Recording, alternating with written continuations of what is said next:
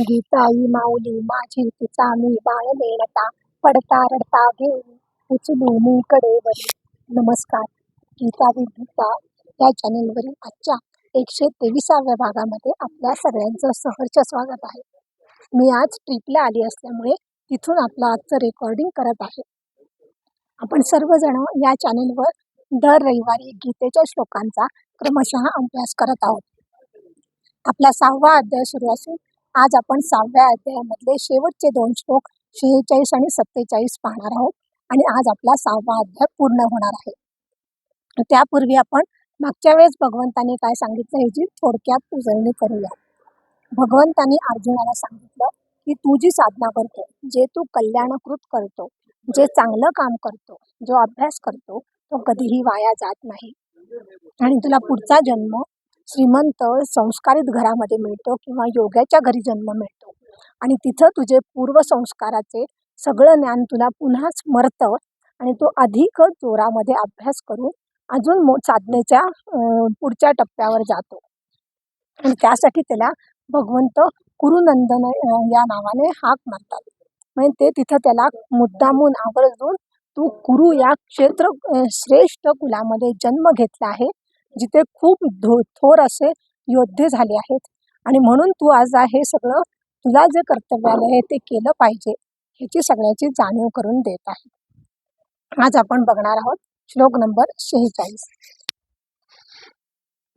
तपस्विभ्योऽधिको योगी ज्ञानिभ्योऽपि मतोऽधिकः कर्मिभ्यश्चाधिको योगी तस्माद्योगी भवार्जुन. आपण नेहमीप्रमाणे आधी शब्दशः अर्थ पाहूया.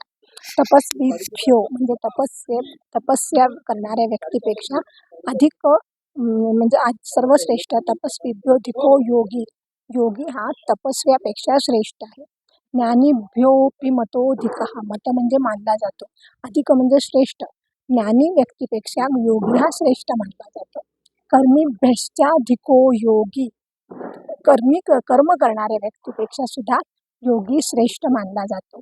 तस्माद योगी भवार्जुन, तस्माद म्हणजे म्हणून, योगी हो म्हणजे हो आणि अर्जुना म्हणून अर्जुनाला सल्ला देतात की तू योगी हो. आता आपण आधी विनोबांच्या गीताईमधून पाहूया. ते म्हणतात ज्ञानी तामस कर्निष्ठ या सगळ्यांहून आगळा मानिला तो असे योगी, योगी होई म्हणून तू. असं त्यांनी खूप छान आपल्याला साध्या सोप्या मराठीमध्ये हे तत्वज्ञान सांगितलं आहे. आता आपण भावार्थ पाहूया. भावार्थ पाहताना इथे आधी योगी कुणाला म्हणतात भगवंत हे समजून घेतलं पाहिजे. योगी म्हणजे अर्थातच हा 6वा अध्याय ध्यान योगाचा असल्यामुळे इथं ध्यान योग्याला श्रेष्ठ म्हटलं आहे. पण ह्याचा गर्भित अर्थ असा आहे की कोणता योगी आहे हा? ध्यान योगी म्हणजेच ज्याने बुद्धी आणि मन ज्याचं संतुलित आहे, कोणत्याही कठीण प्रसंगामध्ये सुद्धा तो विचलित होत नाही आणि मनाची प्रसन्नता ज्याची अखंड राहत त्याच्यासोबत असते, ती प्रशांती त्याने प्राप्त केलेली असते. असा समदृष्टी प्राप्त केलेला समत्व योगी इथे अभिप्रेत आहे, हे लक्षात ठेवा. आणि आता आपण एकेकाचे अर्थ बघू. पहिले म्हटलं आहे तपस्वी व्यक्तीपेक्षा हा श्रेष्ठ आहे. ते कसं काय हे आपण समजून घ्यायचा प्रयत्न करू.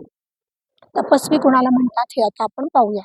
तपस्वी म्हणजे एखादी सिद्धी, एखादं ध्येय प्राप्त करण्यासाठी देहदंड देहाला त्रास होईल असे देहदंड सोसत राहणारा व्यक्ती म्हणजे तपस्वी.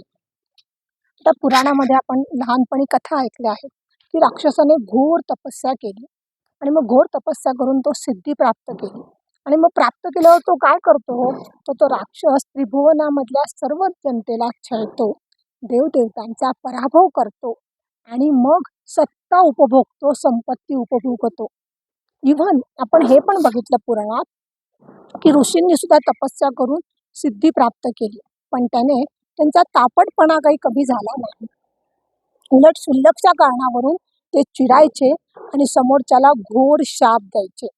मग अशा तपस्व्यापेक्षा प्रशांत मानस योगी समलोष्टाश्म कांचन हा योगी नक्की श्रेष्ठ आहे असं भगवंताला सांगायचं आहे. आता पुराणातल्या कथा जाऊ दे, आपण आपल्या दैनंदिन जीवनातलेच उदाहरण बघूया. तपस्या म्हणजे कष्ट सहन करणे. आता कष्ट सहन केलेले अनेक आपले प्रौढ नागरिक आपल्या तरुण नातवंडांना सांगतात, आम्ही लहानपणी किती कष्टात दिवस काढले. आम्हाला चप्पल एकच आयुष्यभर मिळायची शाळेत जाताना. ती तुटली तरी नवीन मिळायची नाही. आम्ही ती परत शिवून आणायचो आणि ती तुटकी चप्पल पुन्हा वापरायचो. आणि तुम्हाला शाळेमध्ये आज 4-4 चपलांचे जोड मॅचिंग चपला लागतात. हे काय तुमची चैन आहे? इवन सासू-सुनांचा झगडा सुद्धा याच कारणासाठी होतो. सासू जेव्हा तरुण होती, तेव्हा तिच्या संसारामध्ये काटकसरी तिला करावी लागायची, कारण आर्थिक विवंचना असायची. हीच काटकसरीची सवय तिच्या संसारात तिला आजही लागल्यामुळे ती तशीच कायम राहिली. पण आज जेव्हा नवीन सून आली, घरामध्ये आज आर्थिक स्थैर्य आहे. तिचा मुलगा म्हणजे सुनेचा नवरा आज चांगला कमवत आहे. इनफॅक्ट सून स्वतः चांगली कमाई करत असताना सुनेला आजच्या परिस्थितीमध्ये ही काटकसर आवश्यक वाटत नाही. आणि यावरून त्यांचा झगडा होतो, कारण आम्ही कष्ट केले हा त्यांना अभिमान असतो. असा अहंकार आणि अभिमान असणाऱ्या तपस्व्यापेक्षा, तापट तपस्व्यापेक्षा, चिडून लोकांना शाप देणाऱ्या त्या काळातल्या आज टॉन्ट मारणाऱ्या तपस्व्यापेक्षा प्रशांत मानस योगी श्रेष्ठ आहे. दुसरा सांगितलाय ज्ञानीभ्योऽपि मतोऽधिकः. ज्ञानी व्यक्ती सुद्धा ज्ञानी पुरुषापेक्षा योगी श्रेष्ठ आहे. कसा बरे? तर आता आधी हे लक्षात घ्या की इथे जो ज्ञानी म्हटला आहे तो ज्ञान योग्याबद्दल भगवंत बोलत नाही. इथे ज्ञानी म्हणजे ज्याने केवळ शास्त्राचा अभ्यास करून मेंदूमध्ये ज्ञान ग्रहण केलं आहे, पण ते हृदयात पर्यंत झिरपून कृतीमधून खाली आलेलं नाही. म्हणजे कोण? रामदास स्वामींना दासबोधात अशा ज्ञानाला म्हणतात पढत मूर्ख. हा पढत मूर्खाला गीतेचा अभ्यास आहे, ज्ञानेश्वरीचा अभ्यास आहे, दासबोधाचा अभ्यास आहे, पण त्याने कधी कुठली साधना केली नाही, कधी थोडंसं वैराग्य प्राप्त व्हावं असं कधी वाटलं नाही, देवदर्शनाची कधी आस लागली नाही, त्याला कधी कशाचा अनुभव नाही आहे. म्हणून हे परोक्ष ज्ञान आहे, त्याला अनुभव आला नाही. पण योगी आहे, त्याने ध्यान धारणेद्वारे आत्मोपम्येन सर्वत्र, सर्व भूतामध्ये भगवंत आहे त्याचा सुखेन ब्रह्म संस्पर्श याचा अनुभव घेतला असल्यामुळे तो या ज्ञानी व्यक्तीपेक्षा श्रेष्ठ आहे. तिसरं म्हटलं आहे कर्मी भ्रष्टोधिको योगी. कर्म करणाऱ्या व्यक्तीपेक्षा सुद्धा योगी श्रेष्ठ आहे. इथेही पुन्हा लक्षात घ्या, कर्मयोगाबद्दल भगवंत बोलत नाही. कर्म करणारा व्यक्ती म्हणजे आपल्या स्वार्थासाठी जे आपण साधक सगळे जे आहोत, जे दैनंदिन व्यवहार करणारे व्यक्ती आहेत, ते सगळेजण कर्म करत असतात. आपलं कर्म हे कर्मयोगाच्या मध्ये अजून रूपांतरित झालेलं नाही. आणि मग हे कर्म करत असताना आपण सोहळं ओवळ्यामध्ये गुंततो, उपास तापासामध्ये गुंततो, हा नेम तो नेम, ही पूजा ती पूजा, हे व्रत ते व्रत, या धार्मिक कृत्यामध्येच आपण इतके गुंततो की आपण अध्यात्माकडे वळत नाही. भगवंत म्हणजे काय आहे त्याला जाणून घेण्याची आस राहिली बाजूला, आणि हे केल्याने शुभ होईल की अशुभ होईल, मी डाव्या हाताने हे काम करावं की उजव्या हाताने करावं, यातच गुंतून राहतो. आणि ह्या कर्मी व्यक्तीला सुद्धा मी कसा उपास तापास करतो याचा गर्व अहंकार असतो. आणि अशा अहंकारी कर्म करणाऱ्या व्यक्तीपेक्षा योगी श्रेष्ठ आहे, कारण तो काम करत असताना व्यवहारामध्ये कुणाकडून कोणती अपेक्षा न करता जी व्यक्ती जशी काम करते तसं तो ॲक्सेप्ट करतो आणि समदृष्टी प्राप्त झाल्यामुळे सर्वांना समजून सामावून घेऊ शकतो, म्हणून तो श्रेष्ठ. त्यानंतर भगवंत म्हणतात तस्मात् योगी भव अर्जुन. म्हणून अर्जुना तू योगी भव. आता इथे आपल्याला शंका येते की अर्जुनाने खरं तर युद्ध नको, मला राज्याचा लोभ नाही, मी युद्ध सोडून रानावनात जातो असं पहिल्या अध्यायात भगवंताला म्हटल्यावर भगवंताने त्याला अडवलं. भगवंताने तुझे विचार चुकीचे आहेत म्हणून त्याला फटकारलं. आणि आता युद्धाशी त्याचा दुरान्वय सुद्धा संबंध नाही अशा ध्यानयोगी तू बन, असं भगवंतच अर्जुनाला सल्ला देत आहे. ही काय भानगड आहे?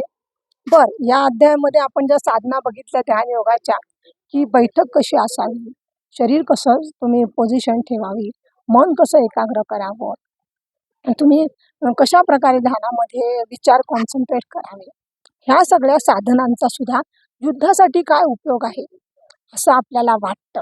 हे का वाटतं? तर आपल्याला गीता सांगायचं प्रयोजन आज नीट कळलेलं नाही आणि म्हणूनच अनेक विद्वान लोक ह्या अशा प्रकारचे श्लोक वाचून आपल्या महान ग्रंथाची भगवद्गीतेच्या चेष्टा करतात. तसं त्यामुळे ह्या शंकेचं निरसन करणं आवश्यक आहे.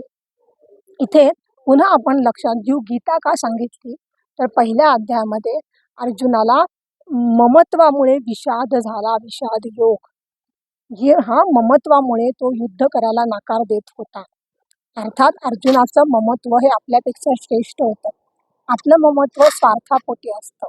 आपलं ममत्व स्वयंकेंद्रित आहे, दुष्ट ममत्व आहे.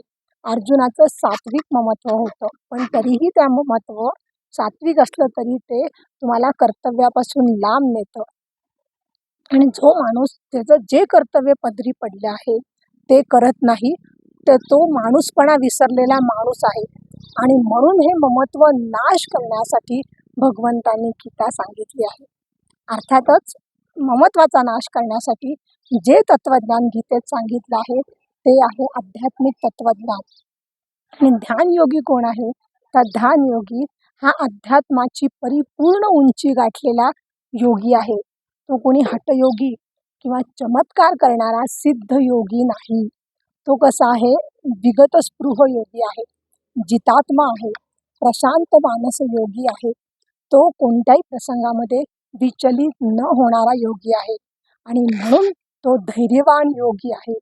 आणि इथे अर्जुनाला धर्म संस्थापनेसाठी युद्ध करायचं आहे, त्यासाठी हे गुण आवश्यक आहे. हे धैर्य त्याला जर मिळालं नाही तर हातात धनुष्यबाण घेतल्यानंतर समोर आपले बांधव बघितल्यावर त्याच्या हाताला कंप सुटेल. हा कंप न सुटता धर्म संस्थापनेसाठी त्याने धीराने युद्ध करावं. म्हणून भगवंत त्याला सल्ला देतात, तस्माद्योगी भवार्जुन. जसा वृत्ती संन्यास आवश्यक आहे, प्रत्यक्ष संन्यास घ्यायची गरज नाही, ती वृत्तीत संन्यासाची हवी, तसं वृत्ती योगाची हवी. युद्ध करण्यासाठी ते गुण आवश्यक आहेत. थोडक्यात भगवंत अर्जुनाच्या माध्यमातून आपल्या सर्वांना या समारोपाच्या श्लोकामध्ये ध्यान योगाच्या असं सांगत आहेत की कुठलंही कर्तव्य उत्कृष्टपणे दिव्य कर्तव्य पार पाडण्यासाठी, कुशल कर्तव्य पार पाडण्यासाठी तुम्ही वृत्ती योग अवश्य धारण केला पाहिजे. आता आपण शेवटचा श्लोक पाहू, श्लोक नंबर 47. योगेनामपि सर्वेषां मद्गते नान्तरात्मना श्रद्धावान भजते यो मां समे युक्ततमो मतः. प्रमाणे आधी आपण शब्दशः अर्थ पाहूया. इथे म्हणले योगिनामपि सर्वेषां. सर्वेषां म्हणजे सर्वांमध्ये, योगिनाम म्हणजे योग्यांमध्ये, सर्व योग्यांमध्ये योगी. मद्गते नान्तरात्मना. मद्गते म्हणजे माझ्यामध्ये तन्मय झालेला, माझ्यामध्ये जीव जडलेला. अंतरात्मना म्हणजे अंतःकरणापासून. आणि खाली म्हणले श्रद्धावान भजते यो मां. आणि जो श्रद्धेने माझं भजन करतो. समे युक्त तमो मतः. स म्हणजे तो, मे म्हणजे माझ्या मताने, तो सर्वश्रेष्ठ योगी आहे असं भगवंत म्हणत आहेत. आता आपण विनोबांच्या गीताईमधून पाहूया. विनोबाजी गीताईमध्ये म्हणतात, सर्व योग्यांमध्ये योगी जीव माझ्यात ठेवून श्रद्धेने भजतो माते तो थोर मज वाटतो. आता आपण भावार्थ पाहूया. इथे भगवंत म्हणतात तो मला सर्व योगांमध्ये थोर वाटतो. इथे भगवंत ते माझं मत आहे असं जरी विनयाने म्हणत असले तरी हा भगवंताचं वचन असल्यामुळे आपण सर्व साधकांनी लक्षात घेतलं पाहिजे की हे भगवंताचं मत नसून हे त्रिकालबाधित सत्य आहे आणि म्हणून त्याप्रमाणे आपण आचरण करायचा प्रयत्न करायचा आहे. आता पाहू की योग्यांमधले प्रकार कोणते आहेत ते आपल्याला समजलं पाहिजे. मग श्रेष्ठ प्रकार कोणता आहे कळणार आहे. योगाचे प्रकारासाठी ध्यान योग कशाला म्हणतात हे आपण पाहूया. ध्यान योग म्हणजे साधकाने स्वतःला एक सुनिश्चित विचाराच्या दिशेने थोडा वेळ प्रयत्नपूर्वक बुद्धी पुरस्कर ठेवण्याचा प्रयत्न करणे. आणि त्यासाठी मनामध्ये जे अन्य विचार येतात त्या विचारांच्या प्रवाहाला प्रतिबंध करणे म्हणजे ध्यान. मग ध्यानाच्या वेळेस मी कोणत्या विचारामध्ये स्वतःला चिंतनासाठी सुनिश्चित करायचं, त्या चिंतनाच्या विषयानुसार ध्यानाचे प्रकार पडतात. त्यासाठी कधी बिंदूवर आपण ध्यान ठेवतो, कधी ओंकारावर ठेवतो, कधी आपलं ध्यान हे सद्गुरूंवर असतं, कधी आपण सगुण ब्रह्मदेवाच्या मूर्तीवर ध्यान करतो, कधी आपण नामस्मरण करतो, कधी आपण एखाद्या श्लोकावरती ग्रंथाच्या ध्यान करतो. त्याप्रमाणे योगाचे प्रकार पडतात.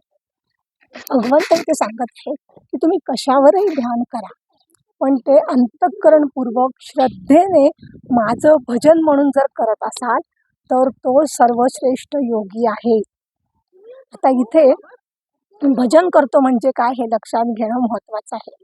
त्यासाठी माझी तुम्हाला विनंती आहे की याच अध्यायामधील श्लोक नंबर 31 सर्वांनी पाहावा. त्यामध्ये मी भजन कशाला म्हणायचं हे सांगितलं आहे. सर्वभूतस्थितयो माम भजत एकत्वमास्थितः. त्यामध्ये सांगितलं आहे की भजन म्हणजे फक्त हातात टाळ घेऊन भगवंताची आरती म्हणणं, गुणगान गाणं नसून सर्व भूतांमध्ये भगवंत आहे म्हणून मानवाची सेवा करणे हे भजन आहे. आणि असं भजन करणारी व्यक्तीमध्ये श्रद्धा सुद्धा हवी की ते ईश्वर सगळ्यांमध्ये स्थित आहे. ही श्रद्धा नसेल तर तो सर्वांचं भजन करू शकणार नाही. ही श्रद्धा का महत्वाची? जसं पक्वान्नामध्ये केशर टाकलं तर ते पक्वान्न जास्त छान लागतं. सौंदर्यामध्ये लावण्य असेल ते सौंदर्य जास्त खुलून दिसतं. बुद्धीसोबत विनय असेल तर त्या बुद्धीला सौंदर्य आहे. तसंच हे भजन जर श्रद्धेने केलं तर ते योग्याचं ते भूषण आहे. आणि म्हणून ते म्हणतात श्रद्धेने माझं भजन करणारा योगी हा सर्व योग्यांमध्ये श्रेष्ठ. अशा प्रकारे भगवंत इथे श्रद्धेने ज्याचं भजन करायचं आहे त्याचं स्वरूप काय आहे, या 7व्या अध्यायाची सुरुवात या शेवटच्या श्लोकाद्वारे करत आहेत समारोपाच्या. कारण की इथे भगवंतांनी आधी आपल्याला पहिल्या 6 श्लोकामध्ये आपला 6वा अध्याय संपला आहे. या 1 ते 6 अध्यायामध्ये भगवंताने त्वम प्रधान साधना सांगितली. त्वम प्रधान म्हणजे आपण, मी कोण आहे आणि मला स्वतःला बदलण्यासाठी मी काय साधना केल्या पाहिजेत हे सांगितलं. आता मला साधना करायच्या तर ज्या भगवंताच्यासाठी मी साधना करायची त्या भगवंताचं स्वरूप कसं आहे हे पुढच्या 6 अध्यायांमध्ये सांगितलंय, अध्याय 7 ते 12 मध्ये. आणि त्यासाठी श्रद्धेने भगवंताला भजायचं म्हणजे त्या भगवंताचं स्वरूप काय हे आपण 7व्या ते 14व्या श्लोकात पाहू, 12व्या श्लोकामध्ये पाहू, म्हणजे आपल्याला श्रद्धेने कसं भजायचं हे कळणार आहे. आज आपण इथेच थांबूया. भगवंतांच्या कृपेने आपले 6 अध्याय म्हणजेच 1/3 भगवद्गीता, 1/3 भगवद्गीता पूर्ण झाली आहे. म्हणून भगवंताला वंदन करून आपण थांबूया. ओम तत्सदिती श्रीमद्भगवद्गीतासु उपनिषत्सु ब्रह्मविद्यायां योगशास्त्रे श्रीकृष्णार्जुन संवादे आत्मसंयमयोगो नाम षोडशोऽध्यायः. श्रीकृष्णार्पणमस्तु.